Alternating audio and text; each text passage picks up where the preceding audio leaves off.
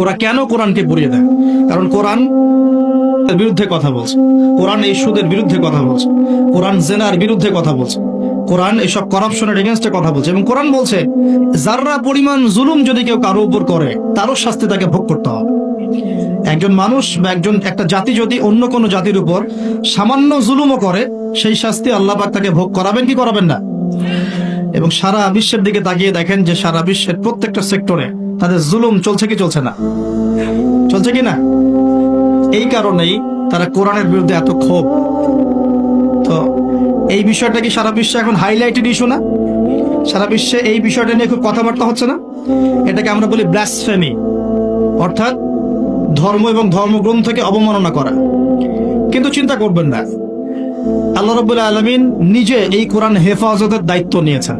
আল্লাহ পাক সূরা হিজরে বলেছেন, ইন্না নাহনু নাযালনা যিকরা ওয়া ইন্না লাহু লাহাফিজুন। নিশ্চয়ই আমি এই কোরআন নাজিল করেছি, এই কোরআন হেফাজত করার দায়িত্ব কার? আল্লাহ। এখানে আমি আপনাকে আরেকটা পয়েন্ট দেখিয়ে সামনের দিকে যাব। এবার ওই দিক থেকে চেহারাটাকে আমাদের দিকে ফিরিয়ে নিয়ে আসো, মুসলিমদের দিকে তাকান। মুসলিমদের মধ্যে কত পার্সেন্ট মানুষ এখন 5 ওয়াক্ত নামাজ পড়ে? কত পার্সেন্ট মানুষ বিশুদ্ধ করে কোরআন তেলাওয়াত করতে জানে?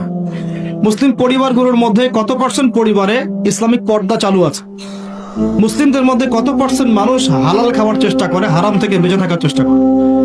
মুসলিমদের মধ্যে কত পার্সেন্ট যুবক এখন জেনা থেকে বেঁচে থাকতে পেরেছ? মুসলিমদের মধ্যে কত পার্সেন্ট যুবক 5 ওয়াক্ত নামাজ পড়, ইসলামের বেসিক জ্ঞানগুলো জানো, কোরআন তেলাওয়াত করা, হাদিস পড়তে শেখা, হাদিসের চর্চা করা, কোরআনের তাফসীর পড়া, অনুবাদ পড়া? মুসলিমরা এই বেসিক কাজগুলো কত পার্সেন্ট মানুষ করছে? এদিকে আমাদেরকে বেশি ফোকাস করতে হবে। একটা অমুসলিম সমাজ কোরআনের উপর আক্রমণ করছে, পুড়িয়ে ফেলছে, এটা বেশি কষ্টদায়ক নাকি একটা মুসলিম পরিবারে জন্মগ্রহণ করেও এই বিগত 30-40 বছরে কোরআন পড়তে না শেখাটা বেশি লজ্জার? কোনটা? এবার বলেন, একটু চেহারাটা আমাদের দিকে ফেরা নেবা, আয়নার সামনে দাঁড়াই। অমুসলিম, সে কোরআন সম্পর্কে কিচ্ছু জানে না এবং কোরআন তাদের চলমান জাহিলিয়াতের বিরুদ্ধে কথা বলছে, রাগে কোরআন পুড়িয়ে দিয়েছে।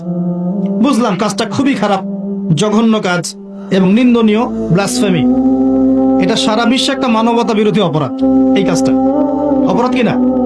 আচ্ছা, এখন মুসলিমদের দিকে তাকিয়ে দেখুন। আমি এখন মুসলিম পরিবারে জন্ম নিয়েছি, 20-30-40 বছর আমি কাটিয়ে দিলাম মুসলিম পরিবারে। জন্ম নেওয়ার পরেও, মুসলিম পরিবেশে থাকার পরেও, কোরআন সুন্নাহর বয়ান শোনার পরেও, জুমার নামাজ পড়ার পরেও, ঈদের নামাজ পড়ার পরেও, রমজানের রোজা রাখার পরেও, আলেম ওলামাদেরকে পেয়েও আমি যে কোরআন তেলাওয়াত করতে জানি না, এখন আমাকে কি করা উচিত?